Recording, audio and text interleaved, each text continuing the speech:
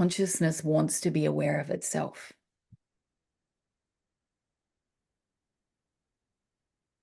I don't know why it's making me. Because it's the gravitas of that one. I mean, that's next level. Yeah. That's So that's a revelation. yeah. Yeah. Well, I appreciate that we've had this conversation for me to get that chance to articulate that, because I think there are so many times where people say to me, but why is this visibility such a big thing? And I think what you've drawn out here is the core of that, the real essence of that, like the most pure version of that, expression of that. Thank you. Thank you. My pleasure. Welcome to Love Magic Miracles. I'm Alina GG. And if you're a soul-led entrepreneur who wants to make a big impact in the world, you're in the right place. And if you'd love to weave feminine embodiment into your everyday and quantum leap every area of your business and love life to new heights, then plug into these conversations with these inspiring thought leaders and hit subscribe, comment, like, and share with someone you care about today. Hi, it's Alina GG from Love Magic Miracles, and I have an exciting announcement. Doors are officially open to the Safe to Be Seen Accelerator program. Now, this 12-week container is for you if you're sick of playing small, you're done hiding, you're ready to embody your messaging and your business, and you really want to show up at that next level and feel good about it. For years, I felt like it actually wasn't safe to be seen, and if I'm honest, it was because it was subconscious. It wasn't really conscious. I couldn't really tell you why I felt unsafe to be seen. It wasn't like everyone really was going to judge me or tell me I wasn't good enough, but it was actually more my inner critic telling me, right? That voice inside my head. And I don't know if we can really silence that inner critic. I don't know if anyone can ever really do that, but we can turn that volume down. And I'm here to hold space for others to do that, right? To really connect deeper in to those visibility blocks and start to turn the volume down on your inner critic, and then turn the volume up on your self-expression and who you are and your purpose and your messaging and your aliveness and your brilliance, and get it out in the world. So if this excites you, head on over to lovemagicmiracles.com, check out the Safe to Be Seen Accelerator program and the testimonials, and join now.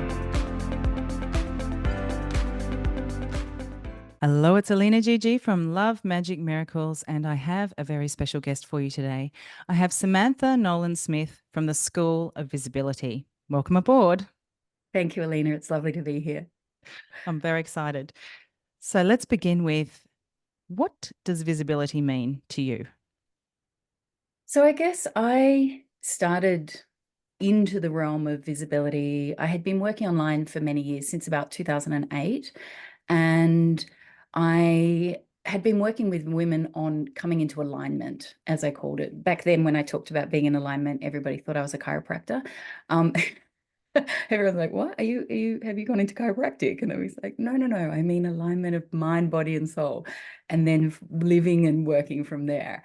And I'd been doing this for some time, and then people started asking me, how do you build a business around this? And so I moved into teaching my students more of that. And then in around 2015, 2016, this happened. I noticed that people kept saying to me, okay, we're good with alignment now. We understand it. We know how to get into alignment. We know how to run businesses. But I'm coming up against this block, and I was hearing it again and again and again. And it was, I don't want people to see me. I'm really worried about what people are going to say, that I'm going to be judged, et cetera, et cetera. And so I started talking about what are some of the issues around being visible. And then I went off to a conference in America, and I was in Portland, and the facilitator at this conference, there's about 1,000 of us there, and the facilitator said, just take a moment to close your eyes and just sit with, what is the next thing that's coming through for me, and what is the next right step?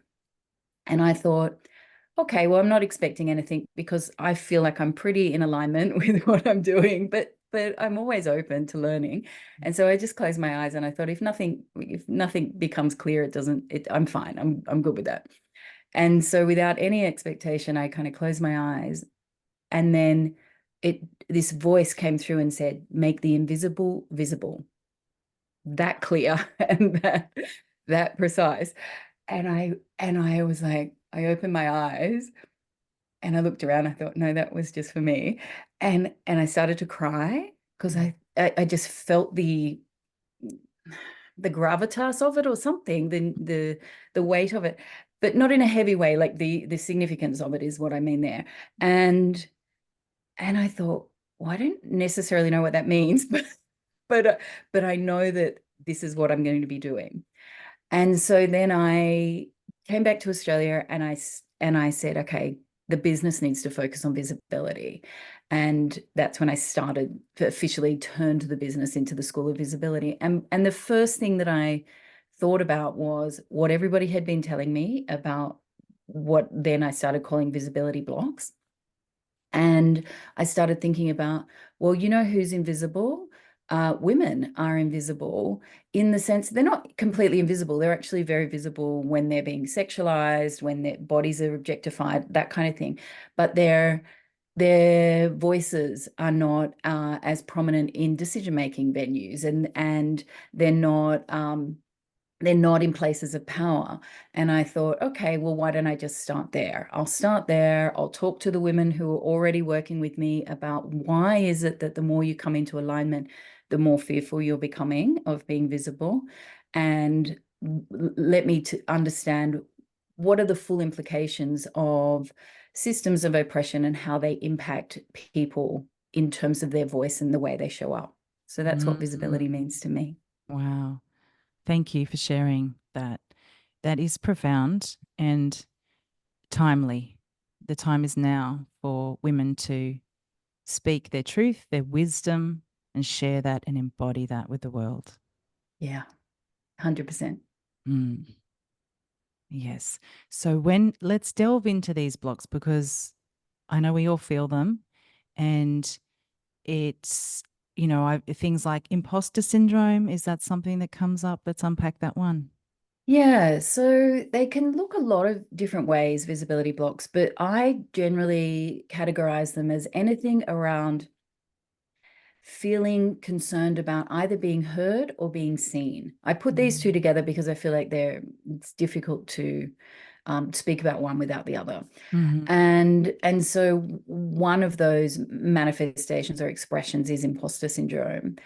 And what I think is really important there is to recognize that this isn't like something that, because imposter syndrome, normally we're talking about women experiencing that rather than men. And that's not because we are born with some sort of inherent lack of faith in ourselves or inherent lack of confidence.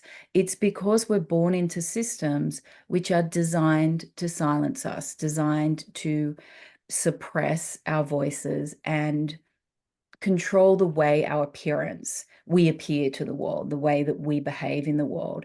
And the year upon year upon year of having that then turns within, creates this kind of corrosive self-doubt for many of us, where we start to really question, well, who am I to speak up? Who am I to say these things? And because of year upon year upon year of this conditioning, we then get to a point where we're doing that to ourselves because it's almost a safety mechanism. It's like rather than wait for somebody else to criticize me or judge me or tell me that I'm not good enough, I will ignite this safety mechanism, which is I will work it out for myself. I will work out where I'm going wrong and remedy that, and then show up the way people expect me to. So that's one way it shows up. People pleasing is another way that it shows up, where if I just am pleasant to everybody, if I'm just accommodating to everybody, if I'm nice to everybody, then they will not hurt me, harm me, criticize me, misunderstand me, judge me, all of these things. And so we have various ways that the blocks express themselves. And sometimes some people have really internalized the fears, and some people have rejected them and sort of pushed against them. And then they're showing up in reaction to some of this conditioning. And so I think it's really important to recognize that different human beings are showing up differently, responding to the general conditioning that's happening. Is it a trauma response? I think it is at one end of it. It's not the whole way through. I mean, it's a stress response at every level. And then the more extreme versions of it are absolutely trauma responses. And so I think it's really healthy to understand the level of stress that every person, and I don't want to just talk here about patriarchy. I want to, broaden this out. So any person who's living with a disability, any member who's of the BIPOC community, so Black, Indigenous, people of color, any member of the LGBTIA community, it puts you under stress to live within these systems. And when we have intersecting identities which are being affected by multiple systems, then you're living in a chronic state of stress. And so if we come back to for a minute to women as a group, we see that there are so many women who are suffering from autoimmune diseases and illnesses, from chronic illnesses. I had chronic fatigue myself for many years. And all of this is connected to this chronic stress that we're engaged in on a daily basis, even if we live in homes which are really supportive. Many women do not have that experience, but some of us do. Some of us have supportive working environments. Others are living in under really stressful working conditions. So all of this then contributes to where is safe? This question, where is safe? Where is safe to show up? Where is safe to use my voice? Where is safe? And then we go beyond just using my voice to where is safe to contradict or present an alternate opinion about something? And will that be heard? Or will there be consequences for that? Well, greatness has always experienced opposition from mediocre minds, such as David Beckham, that Netflix documentary.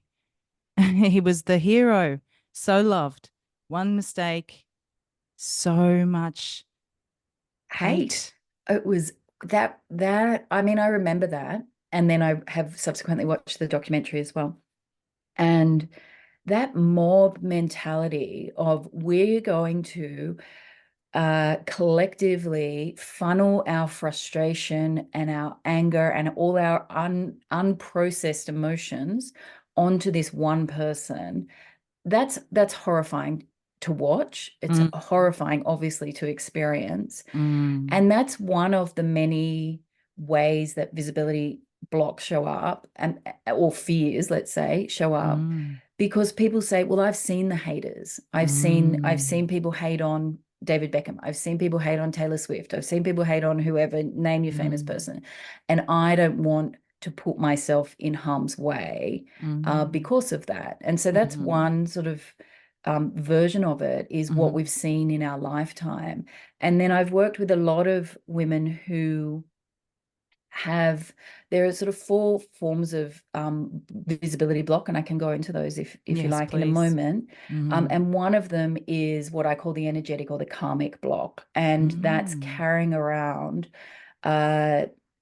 consciousness around past lives, collective consciousness, and one way that shows up is the witch wound. Witch's wound, yeah, exactly, 100%. And so this mob mentality is something that is, when you see that, even in somebody who is as privileged in the sense of white, guy, straight, he has so many things going for him. And when it can even happen to him, it sparks this fear in others around, well, if it can happen to him, it can happen to anybody. Mm. But the 4 types of blocks that I've discovered over working over these years with people around visibility is, so the first type is the blocks that we get from our personal experiences. So, Mm. for example, I was, well, how old would I have been? Maybe 10, and I was in a play, the school play, and I was singing, and as I was singing one of the songs, my voice cracked as I did it, or went on a funny note or something. And at the time, I had some people who were bullying me, and of course, they used that opportunity to then laugh at me on stage, Mm. and then other people joined in because that's what 10-year-olds do. Mm. And so from that experience, one of the Mm. messages that I got was, it's not safe to be that visible, that Mm. people are going to laugh at you. Mhm. And I was having that conversation just with my son the other day. This fear of being laughed at is a big one. I said to him, Mhm. would you do something, around public speaking? He said, no, Mum, people might laugh at me. So this is a Mm. common thing that people either have experienced in the way that, in some version of what I experienced, or Mm. they just are aware that there's a potential to be laughed at. And Yeah. so that's the first thing. It's like, can I track through my own individual life and Mm. find these moments where I got very specific messages, either about my body or about my opinion, my intelligence, my capacity to articulate an idea. Uh, and or a lot of people come to me and they've had experiences where their caretakers or their parent or parents have just not valued their voice, not valued their perspective. Mm. And so they've got this message that my voice doesn't matter. Mhm. So that's the first group. The second group are the collective blocks that I've spoken about in relation to that come out of systemic inequality.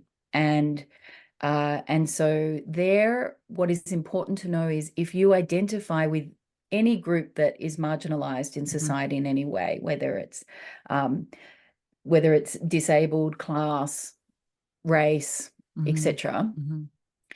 there is a collective consciousness around that's related to visibility for that group. Mhm. And so whether that's um, Holocaust survivors and how dangerous, literally life or death, to be visible to Mm. the mainstream society at that time, or whether it's uh, being part of the LGBTQIA community and knowing we've been beaten up and many of us have been Mm. killed Mm. because people have discovered we're gay and or we're queer. Mm. And so even if you haven't had the experience yourself, Mhm. as you identify with the group, you tap Mhm. into that collective awareness, and then that creates a fear. And so Mhm. sometimes people come to me and they say, but I haven't had that experience. Mhm. I'm a whatever, identity Yeah. X.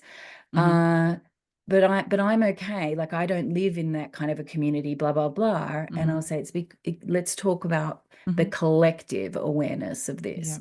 So that's the second group. The third group is inherited. So inherited through our parents and our lineages.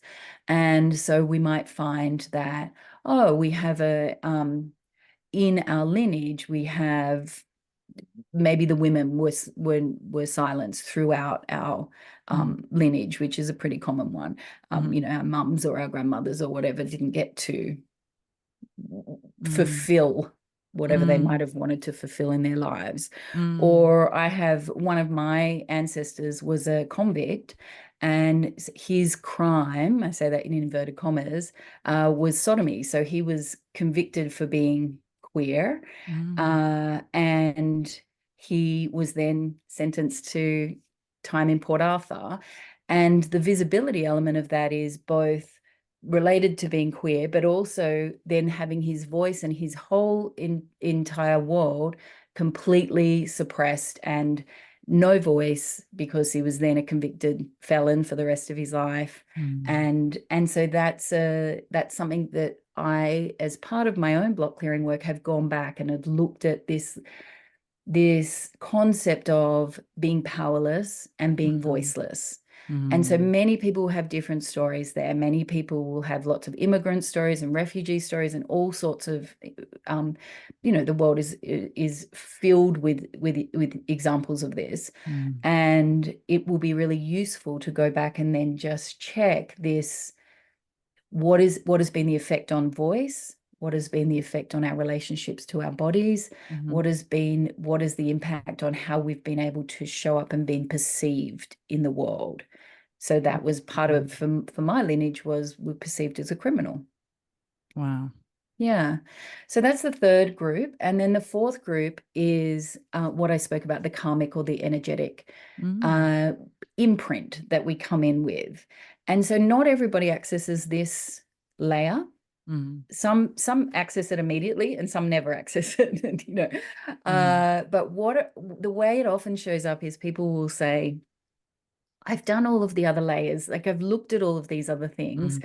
and still there's something. Mm. And then that might well be like the witch's wound. It might there are different iterations of that where you might Mm. not see it through your genetic lineage, Mm. but you are carrying something Mm. that is here, and I think in this lifetime, to look at, to explore, to clear, Mm. to contribute to the collective uh, pursuit of freedom, let's say. Oh, wow. Great. That's fantastic. That's very clear and that's very inclusive because in those four groups there's something there for everyone to relate to, I'm sure. Yeah, Mm. and different people will resonate with different of those four Mm. categories, and they Mm. may spend most of their time in one of those categories and then just occasionally find, oh, there was something there that came up in one of the Mm. others.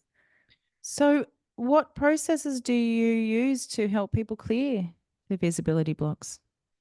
So I use a number of techniques. I one of my trainings is in yoga. I think you have a Mm. yogic background Yes, I'm too. I'm qualified yoga teacher. Yes. Yeah, same. Mm. So I certainly use yogic techniques.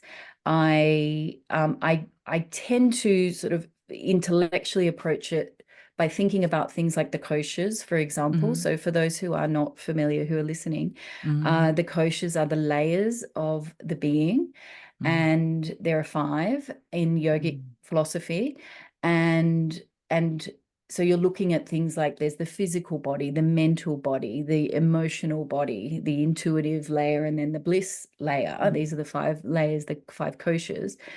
And what I tend to do is look for tools that clear one or more of the koshas. Mm. And as we clear those koshas, we then allow in more light, Mm. more of our soul's expression. And Mm. then we're able to, because ultimately what we're doing with the visibility journey is we're coming into full expression. We're coming into full expression of our soul's light. And so the more that we can clear those layers, the better. And so there's many Mm. different techniques we can use. And over the years, what I have done is I have learned and trained in various modalities. So, for example, I use some neurolinguistic programming, which helps with the mental layer and helps with habits and helps us observe where our beliefs are impacting our Mm. lives. Mm. Or I'm trained in a modality called compassion key, and that is Mm. essentially a technique around that brings self-compassion to the Mm. fore and Mm. helps us. I love that one because part of it Mm. is what we do is we pull out parts of ourselves that are wounded and we say, Mm. I'm so sorry. I see you. I'm so sorry. I'm so Mm. sorry. So I often talk about the healing power of being seen and heard. Mm. And often what I find is if we can just bring forth that wounded self and then give them voice, Mm. that is the heal that is the moment of transformation. That's the moment of healing. And it's the giving voice without fixing. It's the giving voice without saying, okay, yeah, but let's try and resolve this. Mm. It's if you've ever been around a child who's trying to be heard Mm. and they're saying, mom, mom, mom, or auntie, auntie, auntie, or Mm. whoever they're trying to get the attention from, and the adult is in the middle of something, they're, Mm. the focus is elsewhere or whatever. The child doesn't stop. The Mm. child just gets louder and louder and louder Mm. until Mm. eventually they're heard. And our Yeah. wounded parts are a little bit like that. Mm-hmm. They keep going, but the minute that you actually just direct your attention to them Mm-hmm. and then you give them voice, so often what I find as I'm facilitating this with students and clients is that wounded part just goes, oh, Mm. thank goodness. Like there's this huge relief. And then they're like, okay, I can let that go now. I Mm. just wanted to be witnessed, this Mm. desire of humanity to be witnessed in our suffering, in our joy, in all parts of the experience of being human is immense and should not be underestimated how important it is to give that to ourselves and then to give that to others. So often I'm teaching people just how to do that for themselves so that we don't have to walk around in the world saying, well, they never listened to me, they never heard me, and then always carrying that wound of resentment Mm. or upset or whatever it might be. But learning these tools that Mm. then enable you to see yourself and give that gift to yourself, then means we're like, okay, well, they didn't hear me. Mm. That's on them, but Mm. I am no longer carrying the wound of it. Mm. So compassion key is a really beautiful modality. Edward Mannix is the founder of that. He's American.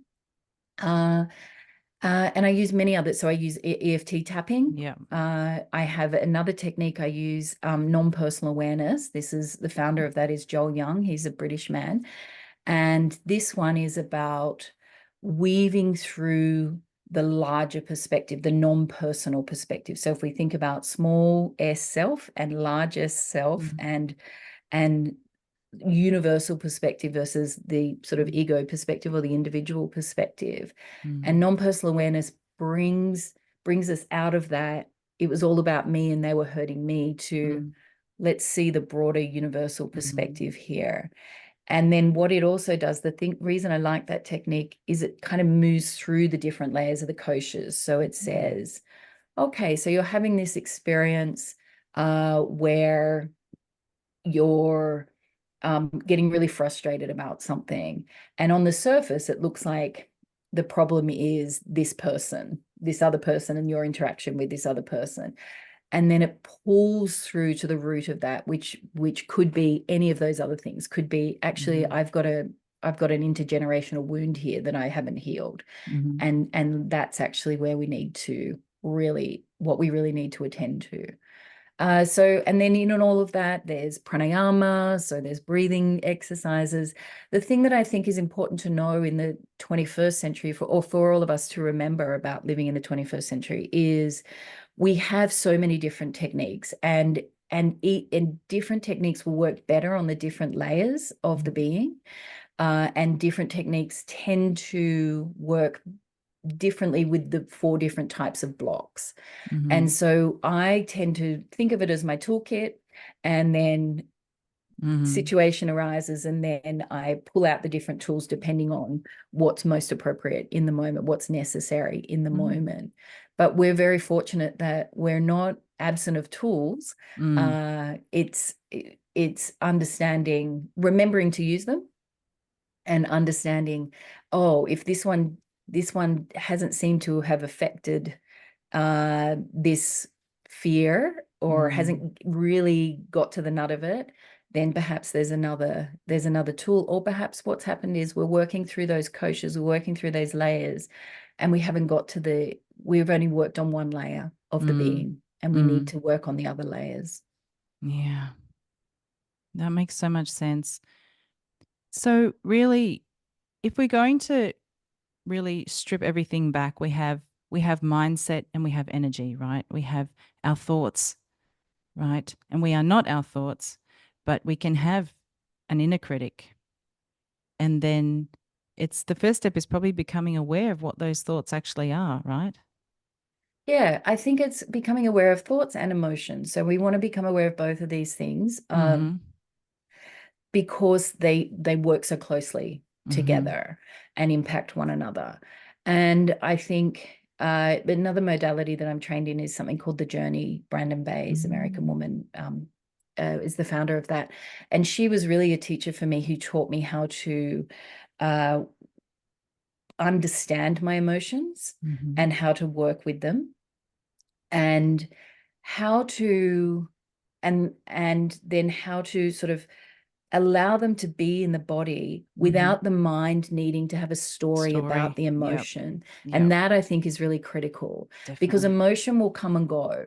Emotion's sort of going to flow through all the time. It's like the weather. It's just, moving through this, that, this, that. Yeah. And if the mind continues to attach to the emotions and then run stories around them, that's when we start to get into, we can spiral into inner critic, or we can spiral into, projecting that onto somebody else, et cetera, et cetera. But if we're willing to just sit and allow the energy to move through us without story, then we can remain in that place of equanimity, of expansiveness. And so I think understanding the relationship between emotion and mind is important. And then I think recognizing the habits of the mind is very important. So inner critic is one. Doubt is a really big one that I come across. Many people come to me around the issue of doubt. And I think doubt is so corrosive because it seems so convincing. Yeah. And so you think, oh, this must be right. You don't see it, first of all, as a habit of the mind. You see it as a convincing argument that's being presented as, this may not be the right way to go about things. This may not be the, whatever the inner doubter is saying. And so we tend to follow the path of the doubter without recognizing, I'm at choice here, and this is a habit of the mind that's trying to keep me safe. And what I actually can do is I can see when inner doubt's coming, and I can stop, and I can remind myself, oh, this is just an old habit that's keeping me safe. And then what I can do is stop and ask myself, where am I feeling unsafe? Why am I feeling unsafe? So rather than sort of following the windy road of the doubter, we can stop and attend to that feeling of not feeling safe in ourselves. And then when we do that, we're getting much closer to breaking the connection between our existence and this inner corrosive fear that can keep us really in a box for our whole lives if we're not careful. Well, doubt creates fear. So that's the cycle, and it's probably the ego as well, because like you said, it's our brain has developed to keep us safe and keep us in what's familiar. Our minds, we like what's familiar. So anything not familiar is seen as a danger or a risk. So to suddenly get the camera and do a video and share it on social media, talking about your business or your mission or your whatever you want to share, it feels scary sometimes because it's taking a risk. And it's a risk that we have never taken as human beings, in the sense that our visibility fear 100 years ago might have been standing up in a room of 50 people. So that was its own level of visibility fear. And we might have had fears about public speaking and so on and so forth. When you ask somebody to go on camera and then put that on social media, you're asking them to put it in front of billions of people. Like the exponential rate of visibility is so much greater now. And so it's natural that as we transition from no technology or no internet, let's say, to where we are today, that people would be like, well, I don't know if I want to be seen by millions of people or let alone billions of people, because who are these people? It's not like I'm standing in my town hall and I know all the people who are sitting in the room. I know what they're going to judge me for and what they're not going to judge me for, and I can make my decision accordingly. They still know who I am. This is just putting it out into the universe and then and then not necessarily knowing who is going to come back and respond. Mm-hmm. So when in that instance, first of all, I like to acknowledge, yes, we're in a new state. We're in a new phase vis-a-vis visibility. We're just Mm-hmm. in a new world with that. And it's natural for that to be confronting. Mm-hmm. And then this is where I like to get down to the energetics, because if we can be really conscious about the energy that we're putting into our videos, out into the world, we're putting into our community, Yeah. what happens is, yes, you might still see some people come through who might criticize or not resonate with your work or whatever. Mm-hmm. But what will happen is the community itself will hold you, will support you.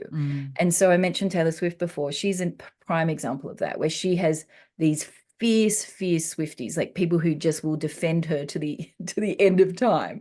Mm-hmm. And so yes, she's had many haters over the years, but she has like an army of people defending her and supporting her at this point, such that because she puts such love into that community, they hold space for her. What I also do for myself is, when I find not just one person coming through, but when I find, multiple times people coming through into the community, into the School of Visibility community, that I'm like, I'm not sure why these people are coming through. I'm not loving their values, or I'm not really appreciating their energy that they're bringing into the space. I start to ask myself, well, what's going on here? What is here in me that's radiating, that's connecting with something in them? Now, it's not necessarily that we're saying the same things or we're showing up exactly the same, but perhaps there might be a fear that they have that's matched with a fear that I have. And so this is an opportunity. It's showing me, here's a fear that's not clear yet. Wow. Or they might have a rigidity about something, and I then look at myself. It may not be the same rigidity, but I recognize, oh, there's a little bit of rigidity here around something. And so the universe has shown that to me through these people. And so then I just attend to myself. I clear that out. And then the community sort of refreshes as a result. Sometimes it's a lesson in boundaries. Sometimes it's, you haven't been willing to set clear boundaries here. And because of visibility, fear of being seen to be, and again, inverted commas, bossy, or, whatever it might be, and you've wanted to try and be everybody's friend, or blah, blah, blah. And so that's the lesson that's coming through. So I always take that opportunity to see if the community isn't completely harmonious, or is there are elements coming in that aren't as I would want. First thing I do is clear up my own stuff, and then invariably that cleans up the energy around and the way that the community then operates, and that keeps the community really pretty clean most of the time. And I think the other thing to mention there is, there's a big difference between haters and people who are just have a different opinion to you. And people's tolerance for constructive conversation that is not fully, where there is differing opinions, really varies. Some people are fine with having really differing opinions, but they're just bringing different ideas to the table. And they're debating them. I mean, my professional background is a lawyer, so I'm very comfortable in that space, because that's what you do as a lawyer. You're professional arguers, in some senses.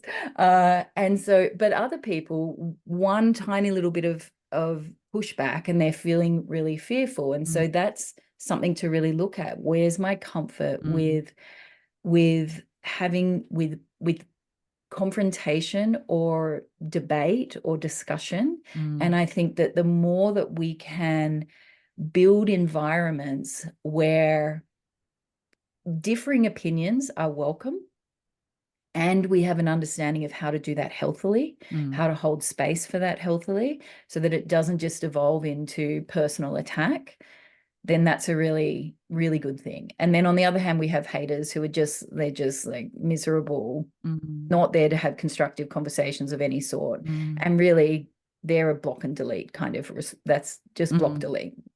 You don't need to, you've got no obligation to do No. anything with those people. No. But people who are showing up, who have invested in your work, but who might have a differing opinion about something, they're really important people. They're really important. They're so invested that they're showing up and spending time expressing an idea to you and showing you something about themselves. Yes.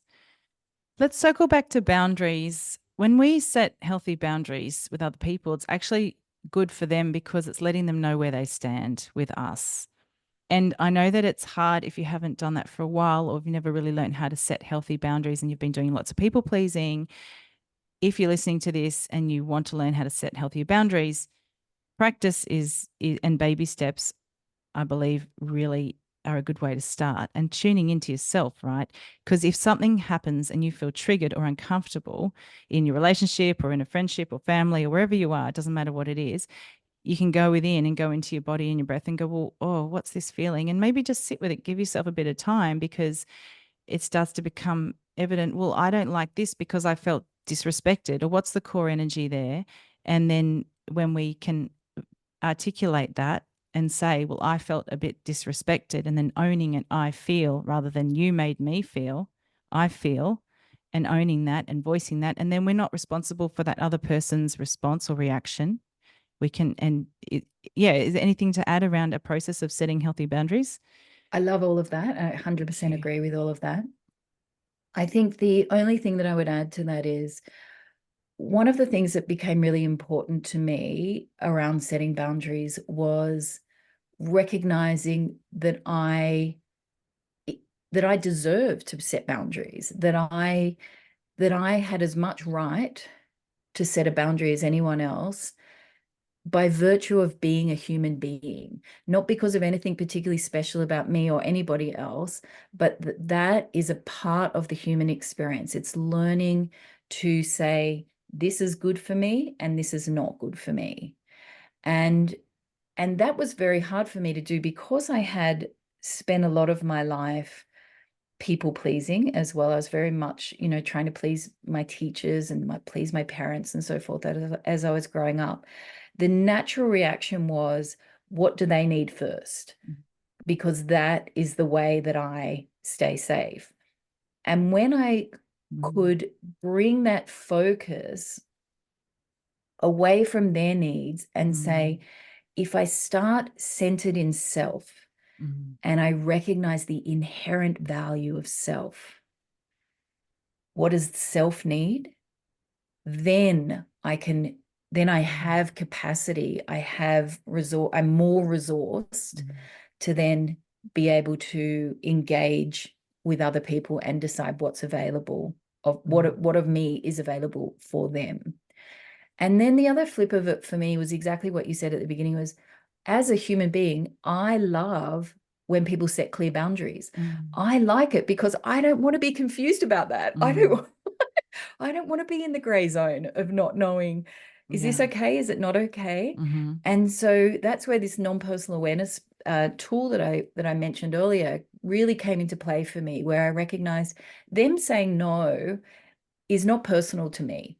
It's just them saying, this is where my boundary is.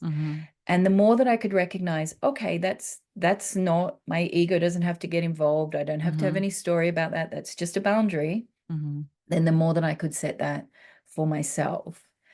And that then means that I'm able to set a boundary and be compassionate at the same time. And I think that is the one piece that maybe we don't always talk about in the boundaries conversation, is Definitely.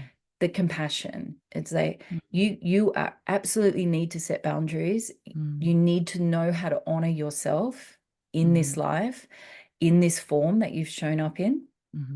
And you can still be compassionate about the impact that your boundary might have on anybody else. So compassionate boundaries is where I like to exist. Great. That's great. Thank you. Yeah. My pleasure. So, anything else you feel is important to share around visibility and how to become more joyfully visible?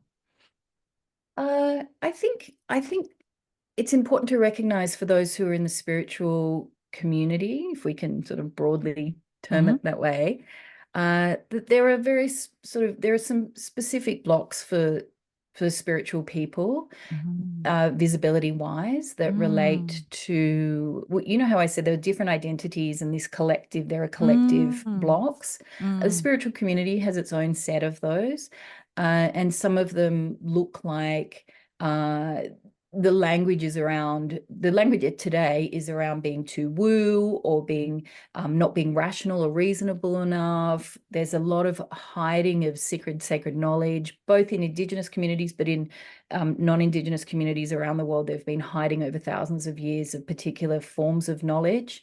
And then there have been persecutions that have been related to religious communities, and different communities have experienced persecution there.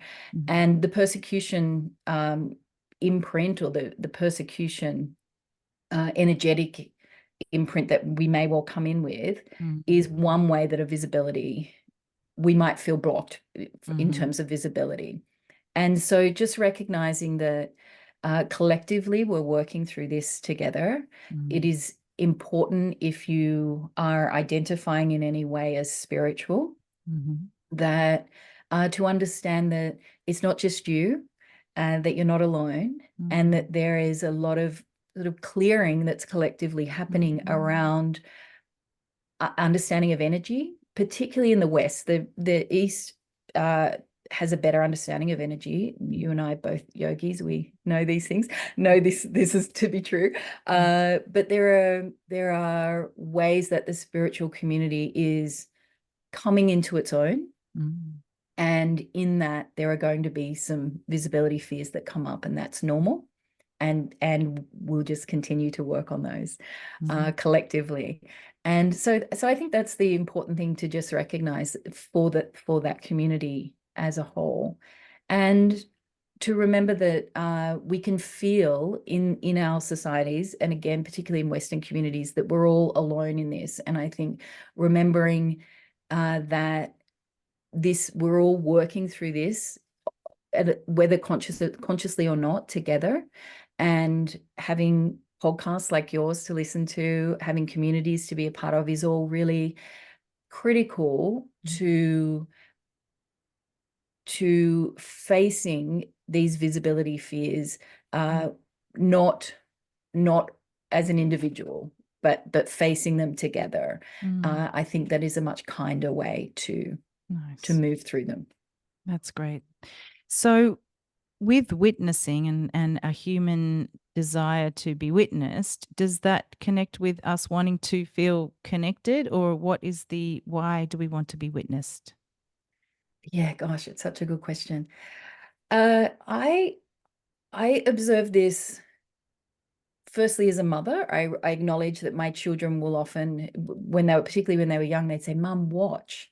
Mum, watch. Mum, watch."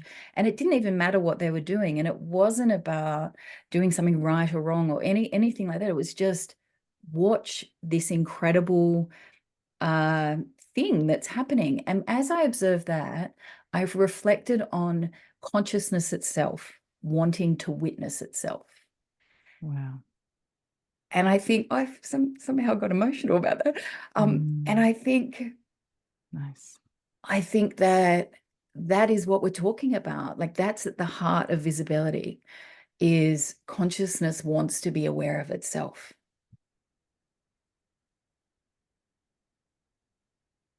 I don't know why it's making me. Because it's the gravitas of that one. I mean, that's next level. Yeah. That's a revelation. Yeah. Yeah. Well, I appreciate that we've had this conversation for me to get that chance to articulate that, because I think there are so many times where people say to me, "But why is this visibility such a big thing?" And I think what you've drawn out here is the core of that, the real essence of that, like the most pure version of that, expression of that. Thank you. Thank you. My pleasure. Wonderful. So how can people find you and work with you? So we're at theschoolofvisibility.com. That's our website. We're on a number of social platforms, Instagram, Facebook, Threads, Substack, all those places where the School of Visibility, the branding is absolutely consistent across the board. Is something I teach some of my students, entrepreneurial students, is like, be easy to find.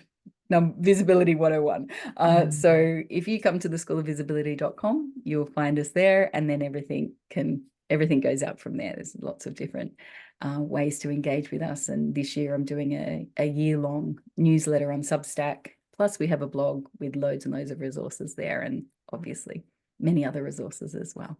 Fantastic. Well, thank you for joining me. Thank you for having me. It's been a pleasure. Thank you, Samantha from the School of Visibility, for coming on the show. That was a great conversation. Here are the key takeaways. Our visibility blocks come from different sources. They're especially more pronounced if you come from a marginalized community. They can also come from our personal experiences. See people-pleasing for what it is. It's a defense mechanism. Also, allow your soul to come into more of its full expression. That's what we're here to do. Consciousness wants to witness itself. Allow yourself to feel in your body without attaching story to it. This will help your healing process. Thank you so much for listening. It means a lot to me. These conversations are having such a positive ripple effect all around the world. So if you really enjoy them and want to spread those good vibes, please remember to subscribe, comment, like, and share with someone you care about today.